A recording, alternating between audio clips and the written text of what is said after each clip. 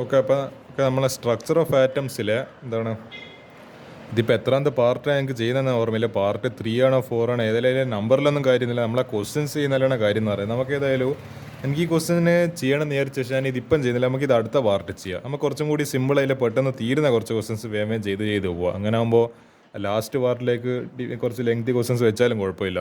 നമുക്ക് എന്ത് ചെയ്യുക, ഇങ്ങനത്തെ കുറച്ച് ക്വസ്റ്റ്യൻസ് ഇതും ഒരു 10 മിനിറ്റ് ഡിസ്കസ് ചെയ്യണം എൻ്റെ ടാർഗറ്റ് എന്ന് പറയുന്നത്. And ion has mass number, ion mass number 37 ഉണ്ട്. പൊസസ്സസ് 1 യൂണിറ്റ് ഓഫ് നെഗറ്റീവ് ചാർജ്. അതിന് ഒരു യൂണിറ്റ് നെഗറ്റീവ് ചാർജ് ഉണ്ട്. അപ്പോൾ നമുക്ക് മനസ്സിലായി സാധനം ആനിയോൺ ആണ്. കാരണം നെഗറ്റീവ് ചാർജ് ഉണ്ടാവുക എന്ന് പറയുന്നത് എന്താ, ആനിയോൺ ആയിരിക്കണം അത് വിത്ത് എ നെഗറ്റീവ് ചാർജ്. ഇത് ion contains 11.1% more neutrons and electrons. ഇത് നല്ലൊരു ക്വസ്റ്റ്യനാണ്, സ്റ്റാൻഡേർഡ് ക്വസ്റ്റ്യനാണ്. അതായത് എന്താണ്, ന്യൂട്രോൺസ് 11.1% മോർ ദാൻ ഇലക്ട്രോൺസിന് find the symbol of the ion. ഇത് വെച്ചിട്ട് നമ്മൾ എന്ത് ചെയ്യണം, സിമ്പൽ കണ്ടുപിടിക്കണം. ആകെ പറഞ്ഞിരിക്കുന്ന ഹിൻഡ് 37 ആണ് മാസ് നമ്പർ. പിന്നെ മറ്റേ ന്യൂട്രോൺസ് ഇലക്ട്രോൺസിനെക്കാട്ടും 11.1% അധികമുണ്ട്. ഇത്രയും നമുക്ക് ഇതിനെ പറ്റിയിട്ടുള്ള വിവരം അറിയുള്ളൂ. അപ്പോൾ ഈ വിവരം വെച്ചിട്ട് നമ്മൾ എന്ത് ചെയ്യണം, ഏതാണ് അയോൺ എന്നില്ല നമ്മൾ എന്താ പറയുക മനസ്സിലാക്കണം. ഞാൻ എന്തുകൊണ്ടാണ് ആനിയോൺ എന്ന് പറയാൻ കാരണം എന്നില്ല, നിങ്ങൾ ഈ ക്വസ്റ്റ്യൻ്റെ ലാസ്റ്റ് നിങ്ങൾ മനസ്സിലായിക്കോളൂ. എനിക്ക് ആ പെട്ടെന്ന് കത്തിയെന്ന് വെച്ചാൽ നെഗറ്റീവ് ചാർജ് എന്തുകൊണ്ടാണ് ഞാൻ ഇത് പറഞ്ഞാൽ നിങ്ങൾക്ക് ഇപ്പം കാണിച്ചത് ഇത് ആനിയോണാണ് കയറ്റിയാണ് നമുക്ക് ലാസ്റ്റ് ഡിസൈഡ് ഇല്ല. നമുക്ക് നോക്കാം.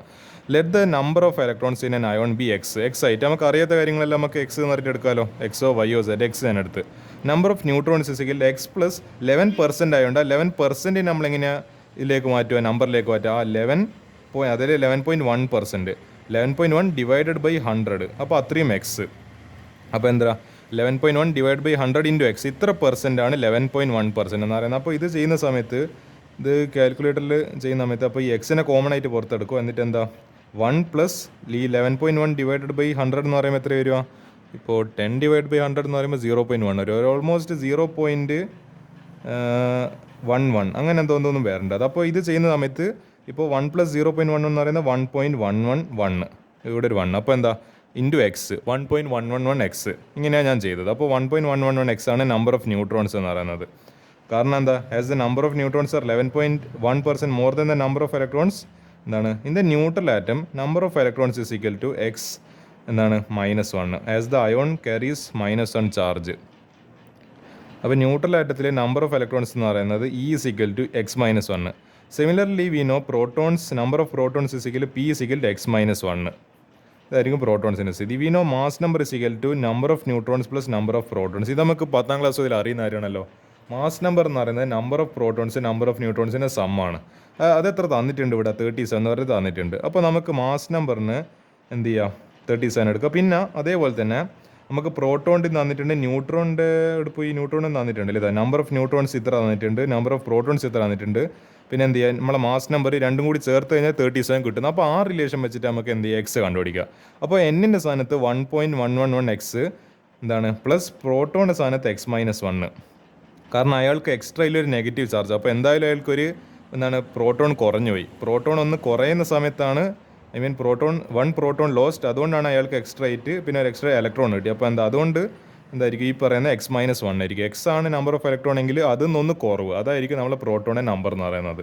ഇപ്പോൾ ഇലക്ട്രോൺസ് ഒരു 17 ഉണ്ടെങ്കിൽ നമ്മൾ ഈ പറയുന്ന ഒരു 18 ഉണ്ടെങ്കിൽ എന്താ പറയുക, നമ്മൾ പ്രോട്ടോൺസ് ഒരു 17 ഉണ്ടാവും, ഒരു 1 കുറവ്, ഇലക്ട്രോണെക്കാട്ടും 1 കുറവ്. അപ്പോൾ 1.11 എക്സ് പ്ലസ് x-1, പ്രോട്ടോണൊക്കെ x-1, നമ്പർ ഓഫ് പ്രോട്ടോണൊക്കെ x-1 ഈക്വൽ 37. ഇതും തന്നെ എന്ത് ചെയ്യുക, എക്സ് കണ്ടുപിടിക്കുക. ഇത് കോമൺ ആയിട്ട് എക്സ് എടുക്കുന്ന സമയത്ത് 1.111 പ്ലസ് 1. അപ്പോൾ ഇത് ചെയ്ത സമയത്ത് 2.111 ഇൻറ്റു എക്സ് വരും. ഇത് ജസ്റ്റ് എന്ത് ചെയ്താൽ മതി, ഈ 1 ആഡ് ചെയ്തു, അത് എന്താ 2.11 ഇൻറ്റു എക്സ് ചെയ്യുന്ന സമയത്ത് 2.11 എക്സ് ഇസ് ഈക്വൽ ടു ഈ -1 അപ്പുറത്തേക്ക് പറഞ്ഞേക്കാം, ഈക്വൽ ടു 37 പ്ലസ് 1, അപ്പോൾ ഈ 38 വരും. അപ്പോൾ എക്സ് കണ്ടിക്കൽ എന്താ ചെയ്യേണ്ടത്, ഈ 38 ഡിവൈഡഡ് ബൈ 2.111 ചെയ്യുന്ന സമയത്ത് അപ്രോക്സിമേറ്റ്ലി 18 എന്ന് പറഞ്ഞിട്ട് ആൻസർ കിട്ടും. അപ്പോൾ 18 ഞാൻ കിട്ടിയിരിക്കുന്ന ആൻസർ എന്ന് പറയുന്നത്. അപ്പോൾ നമ്പർ ഓഫ് പ്രോട്ടോൺസ് എന്ന് പറയുന്നത് അറ്റോമിക് നമ്പറാണ്. അല്ല അതന്നെ number of protons atomic number Z is equal to number of protons അല്ലെ നമ്പർ ഓഫ് ഇലക്ട്രോൺസ് ആണ്. നമുക്ക് എന്ത് ചെയ്യാം, നമ്പർ ഓഫ് പ്രോട്ടോൺസ് കിട്ടിയ സ്ഥിതിക്ക് അത് വെച്ചിട്ട് നമുക്ക് നമ്മളെ ഈ പറയുന്ന കണ്ടുപിടിക്കാൻ നോക്കാം. അപ്പോൾ നമ്പർ ഓഫ് പ്രോട്ടോൺസ് എത്രയാണ്, x-1 ആണ്. അപ്പോൾ എക്സ് എത്ര കിട്ടിയത്, 18. അപ്പോൾ എന്താണ് നമ്പർ ഓഫ് പ്രോട്ടോൺസ് എന്ന് പറയുമ്പോൾ x-1, അപ്പോൾ 18 - 1 17 ഏതിൻ്റെ മറ്റേ ഇതായിരുന്നു നമ്മളെ x=17, യെസ് ദാറ്റ് ഈസ് ക്ലോറിൻ്റെ എന്താണ് അറ്റോമിക് നമ്പറാണ് 17 എന്ന് പറയുന്നത്. Therefore the symbol of the ion is എന്താ, ഞാൻ പറഞ്ഞില്ല ഇത് ആനിയോൺ ആയിരിക്കുന്നില്ല, ഇപ്പം നിങ്ങൾക്ക് മനസ്സിലായില്ലേ ഞാൻ എന്തുകൊണ്ട് ഇത് ആനിയോൺ എന്ന് പറയാൻ കാരണം നെഗറ്റീവ് ചാർജ് Cl-. അപ്പോൾ 37 മാസ് നമ്പറും പിന്നെ 17 ആറ്റോമിക് നമ്പറിലെ ക്ലോറിൻ മൈനസ് ക്ലോറൈഡ് അയോൺ ആണ് നമുക്ക് കിട്ടിയിരിക്കുന്ന ഫൈനൽ ആൻസർ എന്ന് പറയുന്നത്. ഇതാ ഇങ്ങനെയാണ് ഈ ക്വസ്റ്റ്യൻ ചെയ്യുക. അപ്പോൾ എന്ത് ചെയ്യുക, ഈ ക്വസ്റ്റ്യനെ മര്യാദയ്ക്ക് പഠിക്കുക എന്നുള്ളതാണ്. അടുത്ത ക്വസ്റ്റ്യന് ഇതേപോലത്തെ ഒരു സെയിം ടൈപ്പ് ഓഫ് ക്വസ്റ്റ്യൻ തന്നെയാണ്. ആൻഡ് ആനിയോൺ വിത്ത്, ഈ കോൺസെപ്റ്റ് ഒന്നും കൂടി നമുക്ക് എന്താണ് തറവാക്കാം. And ion with mass number 56 contains 3 unit. ഇവിടെ നെഗറ്റീവ് ചാർജ് അല്ലേ, ഇവിടെ 3 യൂണിറ്റ് പോസിറ്റീവ് ചാർജ്. നമുക്ക് നെഗറ്റീവും പോസിറ്റീവും എല്ലാം ചെയ്യുക, എല്ലാ വെറൈറ്റിയും ചെയ്ത് നോക്കാം. എന്താ പറയുക, എക്സാമിന് നിങ്ങൾ എന്താ പറയുക, ഞാൻ നെഗറ്റീവ് പഠിപ്പിച്ചിട്ട് ഇനി എക്സാമിന് പോസിറ്റീവ് വന്നു കഴിഞ്ഞാൽ നിങ്ങൾ വെറുതെ എന്താ പറയുക എന്നെ കുറ്റം പറയണ്ടല്ലോ, ഞാൻ അത് ഡിസ്കസ് ചെയ്തില്ല എന്ന് പറഞ്ഞിട്ട് നമുക്ക് അതും കൂടി ഡിസ്കസ് ചെയ്യാം. അപ്പോൾ എൻ്റെ മുകളിലെ പരാതി തീർന്ന്. 3 units of positive charge and 30.4% more neutrons than electrons. Same conditions തന്നെ, ആകെ വ്യത്യാസം നമ്മളെ ആറ്റോമിക് മാസ് 56 ആണ്. പിന്നെ ഈ പറയുന്നതിൻ്റെ പെർസെൻറ്റേജ് എന്ന് പറയുന്നത് നമ്പർ ഓഫ് പ്രോട്ടോൺസിൻ്റെ പെർസെൻറ്റേജ് 30.4 ദൻ ഇലക്ട്രോൺ, പിന്നെ 3 യൂണിറ്റ് പോസിറ്റീവ് ചാർജാണ്. ആയതുകൊണ്ട് സിമ്പിൾ കണ്ടുപിടിക്കണം. Let number of electrons of X, same process X ആയിട്ട് എടുക്കുക.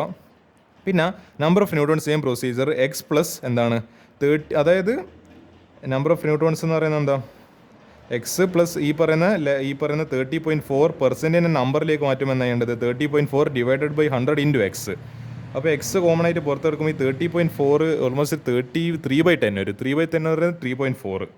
അപ്പോൾ ഒരു 1 + 3.304 ഇത് ആഡ് ചെയ്യുന്ന സമയത്ത് 304 എന്ന് പറഞ്ഞിട്ട് ആൻസർ കിട്ടും. അത് ഇൻറ്റു എക്സ് ചെയ്യുമ്പോൾ സമയത്ത് 1.304x.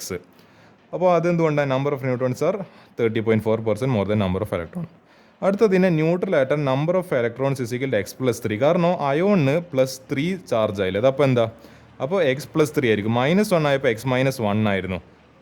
-1 ഫാക്ടറില്ല. അപ്പോൾ +3 ചാർജിലപ്പോൾ എന്താ എക്സ് +3 വരിക. അപ്പോൾ നമ്പർ ഓഫ് എന്താണോ നമ്പർ ഓഫ് ഇലക്ട്രോൺസ് അത് തന്നെയായിരിക്കും നമ്പർ ഓഫ് പ്രോട്ടോൺസ്, രണ്ട് സെയിം ആണ്. അപ്പോൾ എന്താ number of protons we know it is as same as electrons. So number of protons equal to ഈ പറയുന്ന ഏതെന്ന് പറയുന്നത് നമ്മളെ നമ്പർ ഓഫ് ഇലക്ട്രോൺസ്. അപ്പോൾ X +3. We know mass number അതേ കോൺസെപ്റ്റ് തന്നെ n+n, number of neutrons plus number of protons. അപ്പോൾ 1.304x നമ്മൾ ഇപ്പം കണ്ടുപിടിച്ചത് പ്ലസ് ഈ പറയുന്ന എക്സ് +3 നമ്പർ ഓഫ് പ്രോട്ടോൺ.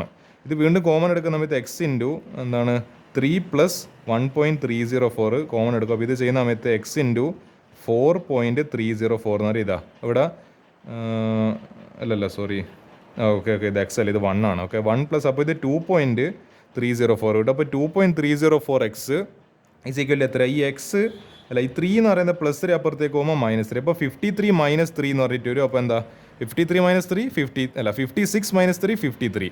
അപ്പോൾ എക്സ് ചെയ്യുന്ന സമയത്ത് ഈ പറയുന്ന 2.314 താഴെ പാതാളത്തേക്ക് പറഞ്ഞേക്കാം. അപ്പോൾ 53 ഡിവൈഡ് ബൈ 2.314 അപ്രോക്സിമേറ്റ്ലി ആൻസർ. ഇത് ഇങ്ങനെ ചെയ്യേണ്ട ആവശ്യമില്ല, കാൽക്കുലേറ്റ് ചെയ്താൽ അപ്രോക്സിമേറ്റ് ആൻസർ 20 തരുമെന്ന് അറിയിട്ടു. ഇങ്ങനെ ഫ്രാക്ഷനായിട്ടും കിട്ടുന്നത് അല്ലേ, ഡെസിമൽ പോലത്തെ കിട്ടുന്നത്. പക്ഷേ നിങ്ങൾ എന്താ ചെയ്ത് അപ്രോക്സിമേറ്റ്ലി 23 എടുത്താൽ മതി. അപ്പോൾ എന്താ number of protons is equal 23 X +3 അല്ല നമ്മളെ പ്രോട്ടോൺസിനാണ്. അപ്പോൾ എന്താ 23 എക്സ് കിട്ടിയിരിക്കുന്ന +3 26.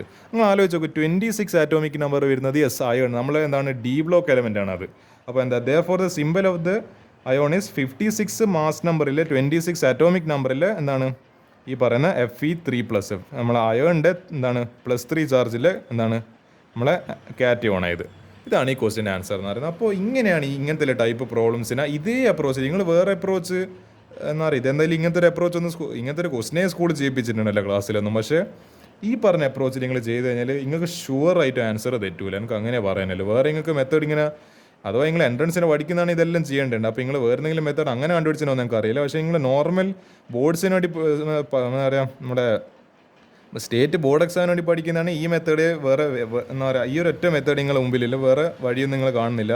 എനിക്ക് തോന്നുന്നു ഏറ്റവും എളുപ്പമായിട്ട് ഏറ്റവും സിമ്പിളസ്റ്റ് ആയിട്ടുള്ള മെത്തേഡ് ഇത്. നിങ്ങൾ ഈ മെത്തേഡ് തന്നെ ഞാൻ പറഞ്ഞ മെത്തേഡ് തന്നെ ഫോളോ ചെയ്ത് കഴിഞ്ഞാൽ കറക്റ്റ് ആൻസറിലേക്ക് എത്തും.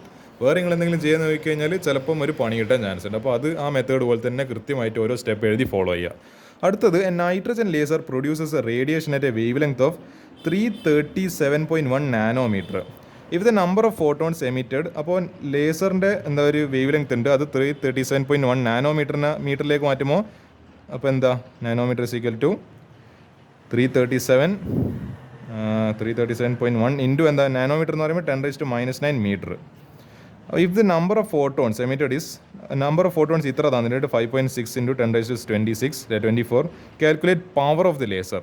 അപ്പോൾ ഇതിൻ്റെ ഹിൻറ്റ് പറയുന്നത് if n photons are emitted by laser total energy of photons emitted is equal to. അപ്പോൾ നമ്മൾ പവർ കണ്ടുപിടിക്കുന്നതിന് പകരം എന്ത് കണ്ടുപിടിച്ചാൽ മതി, ഇതിന് എനർജി കണ്ടുപിടിച്ചാൽ മതി. കാരണം എനർജിയും പവറും ഈ പറയുന്ന ഫോട്ടോൺസിൻ്റെ കാര്യത്തിൽ സെയിം ആണ്. അപ്പോൾ നമ്മൾ പവർ കണ്ടുപിടിക്കുന്നതിനകത്ത് എന്ത് കണ്ടുപിടിക്കുക, എനർജി കണ്ടുപിടിച്ച് കഴിഞ്ഞാൽ കാര്യം നടക്കും. അപ്പോൾ എനർജി ഓഫ് 1 ഫോട്ടോൺ എന്ന് പറയുന്നത് എനർജി ഓഫ് ഒന്നിൻ്റെ ആദ്യം കണ്ടുപിടിക്കണം. എന്നിട്ട് നമുക്ക് എന്ത് ചെയ്യുക, ഈ പറയുന്ന 5.6 ആദ്യം ഒന്നിൻ്റെ ഇപ്പോൾ ഒരു മുട്ടേൻ്റെ വില അറിയെങ്കിലല്ലേ 5 മുട്ടേൻ്റെ വില പറയാൻ പറ്റും. അല്ലാണ്ട് നേരെ എന്ന് പറയാം 100 മുട്ടേൻ്റെ വില 100 റുപ്യ ആണെങ്കിൽ 100 റുപ്യേൻ്റെ 7 മുട്ടേൻ്റെ വില 70 റുപ്യ ആണെങ്കിൽ എന്ന് പറയേണ്ടത് നിങ്ങൾക്ക് 5 മുട്ടേൻ്റെ വില അങ്ങ് പറയാൻ പറ്റില്ലല്ലോ. ആദ്യം ഒരു മുട്ടേൻ്റെ വില കണ്ടുപിടിക്കണം, എന്നിട്ട് നമുക്ക് 7 മുട്ടേൻ്റെ അടുത്ത ഒരു 5 മുട്ടേൻ്റെ വില കണ്ടുപിടിക്കണം. അതേപോലെ ഒരു ഫോട്ടോൺ എനർജി ആദ്യം കണ്ടുപിടിക്കുക, എന്നിട്ട് എന്ത് ചെയ്യുക, ഇത്ര ഫോട്ടോൺസിന് എനർജി കണ്ടുപിടിക്കുക.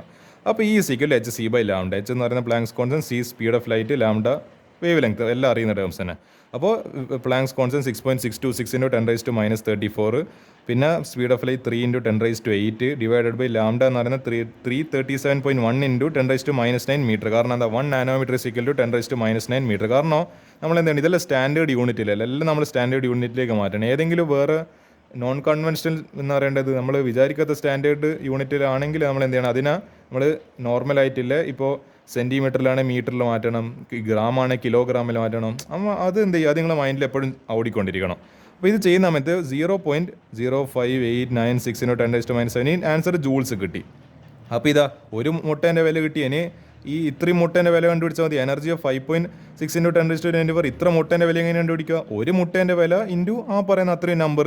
അപ്പോൾ ഈ പറയുന്ന 0.058 ബ്ലാ ബ്ലാ ഇൻറ്റു 10⁻17 ഇൻറ്റു എന്താ, ഈ 5.6 × 10⁻24 ജൂൾസ്. അപ്പോൾ കിട്ടുന്ന ആൻസർ എന്താ, 3.302 × 10⁻6 ജൂൾസ്. ഇതായിരിക്കും ക്വസ്റ്റ്യൻ ആൻസർ എന്ന് പറയുന്നത്. വളരെ എളുപ്പത്തിൽ ചെയ്യുക, പക്ഷേ ഈ കോൺസെപ്റ്റ് കത്തണം. If n photons are emitted by a laser, then the total energy of the photons emitted is equal to the power of the laser. ഈ പവറും ഈ എനർജിയും സെയിം ആണെന്നുള്ള കോൺസെപ്റ്റ് അറിയെങ്കിൽ ഈ ക്വസ്റ്റ്യൻ മുന്നോട്ട് പ്രൊസീഡ് തന്നെയാവും. അതാണ് ഈ ക്വസ്റ്റ്യൻ്റെ ഭംഗി എന്ന് പറയുന്നത്. അപ്പോൾ എന്ത് ചെയ്യുക, ഒരു ഫോട്ടോൻ്റെ കണ്ടുപിടിക്കുക, ഒരു മുട്ടേൻ്റെ വില കണ്ടുപിടിക്കുക, അത് വെച്ചിട്ട് ഇത്രക്കാരം മുട്ടേൻ്റെ വില കണ്ടുപിടിക്കുക. അതാണ് നമ്മുടെ പിന്നിലുള്ള കോൺസെപ്റ്റ് എന്ന് പറയുന്നത്. അപ്പോൾ അങ്ങനെ നമുക്ക് റിയൽ ലൈഫ് ആപ്ലിക്കേഷൻ വെച്ചിട്ട് നിങ്ങൾക്ക് ഈ ക്വസ്റ്റ്യൻ കൂടി ഞാൻ എക്സ്പ്ലെയിൻ ചെയ്തിട്ടുണ്ട്. അപ്പോൾ എന്ത് ചെയ്യുക, ഇത് നമുക്ക് ഈ പാർട്ട് ഇവിടെ വെച്ച് അങ്ങ് അവസാനിപ്പിക്കാം.